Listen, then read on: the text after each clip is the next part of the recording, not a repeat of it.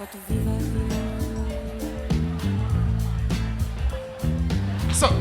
next coming to the stage, we have Kati Stegall and Grace Cote. Katie and Grace serve as program administrators for Charlotte Area Transit System's Art and Transit program, where they work. See, you didn't even know there was such a thing, did you? Yes, so they work for the Charlotte Area Transit System's Art and Transit program, where they work with artists to integrate art into publicly funded transit projects. Together, they are responsible for the administration of projects, from implementing artist selection procedures through assisting artists with development of successful proposals to managing fabrication and installation of the art. Katie has been with the program since 2009, and Grace joined the team in 2013. So you guys give it up for Katie and Grace.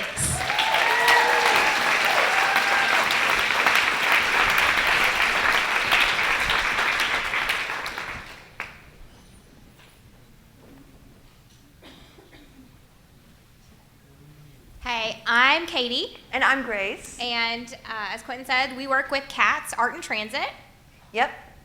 And Charlotte Area Transit System. That's with the buses and the trains, in case you didn't already know. We actually do a lot of integration of public art into the City of Charlotte's public art collection. And we're about to install a lot more with a little project we call the Blue Line Extension. Tonight we want to introduce you to Carolyn Broxma, one of the 16 artists who's integrating work into this Blue Line Extension project. And she's not a painter or a sculptor in the classical sense. Carolyn uses concrete to integrate artwork into public transit systems.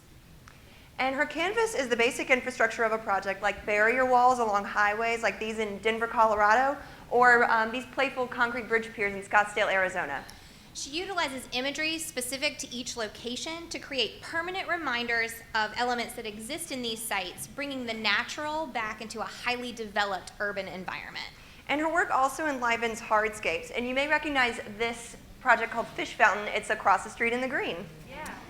Now CATS has welcomed Carolyn back to Charlotte to create the largest work of public art ever created in Charlotte, the walls and bridges of the Blue Line Extension project. Over 300,000 square feet of concrete walls and 1,400 running feet of bridges will be built along the 9.3-mile extension to the UNC Charlotte main campus. The juxtaposition of the very organic surroundings and the very inorganic infrastructure of the light rail inspired Carolyn to create artwork about the indigenous botanical elements in Charlotte.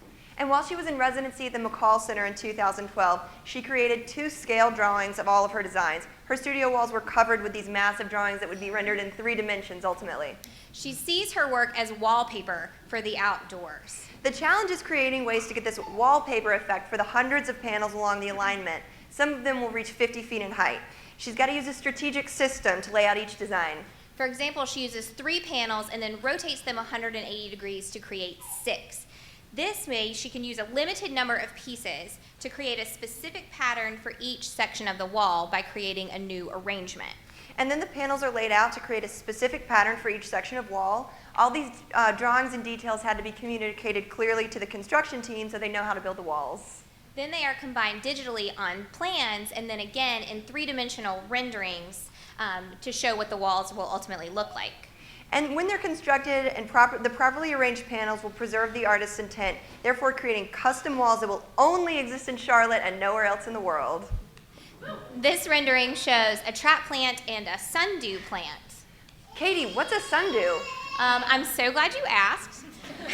When Carolyn came to Charlotte in 2009, she was impressed by both our verdant landscape, but especially by the exotic and carnivorous plants that exist here in Charlotte. Carnivorous? Yes, like this one that's eating a bug right here. Is the pitcher plant carnivorous too? And do we have those in North Carolina? Yes, but keep in mind that Carolyn takes something that is on a very micro scale and then blows it up to macro proportions so that we can highlight portions of the nature that we have all around us but we don't ever notice. Like this photo you see here. The overall pattern vaguely reminds me of that invasive exotic species that we in the South encounter every day but rarely notice, kudzu. This is an actual photo of one of the walls that's been installed on North Tryon Street. Carolyn calls this the calico pattern to reference Charlotte's textile history as well as our natural botanical environment. And the other really impressive thing about Carolyn's walls is how they are made.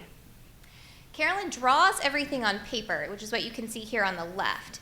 Then, after laying it out on paper, she hand carves everything to scale, which is 6 feet by 10 feet here, in her studio in Denver, Colorado. This orchid pattern was inspired by a trip to the UNC Charlotte campus. Sometimes these carvings are 20 feet by 20 feet.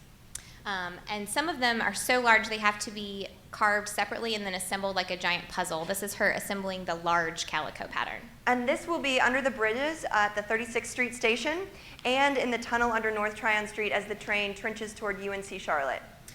Let's explain how a carving actually becomes a concrete wall. Sure.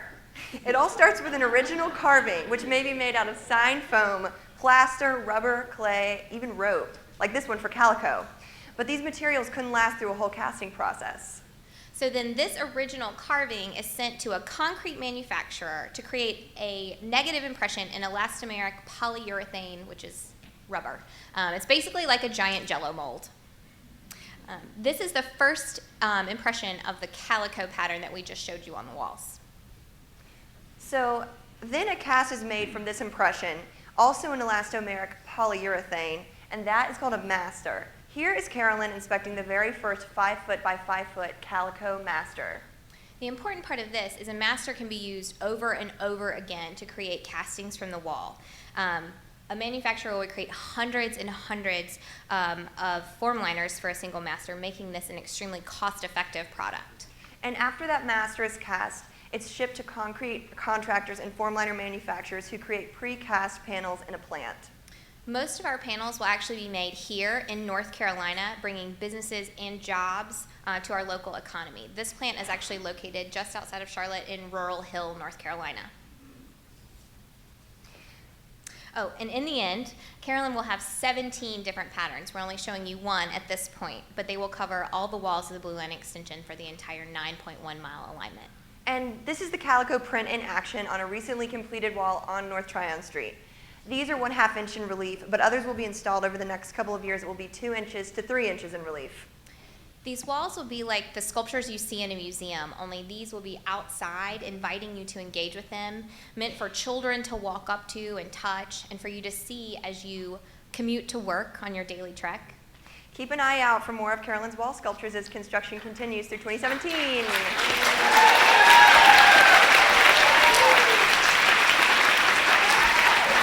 Y'all give it up for Katie and Grace.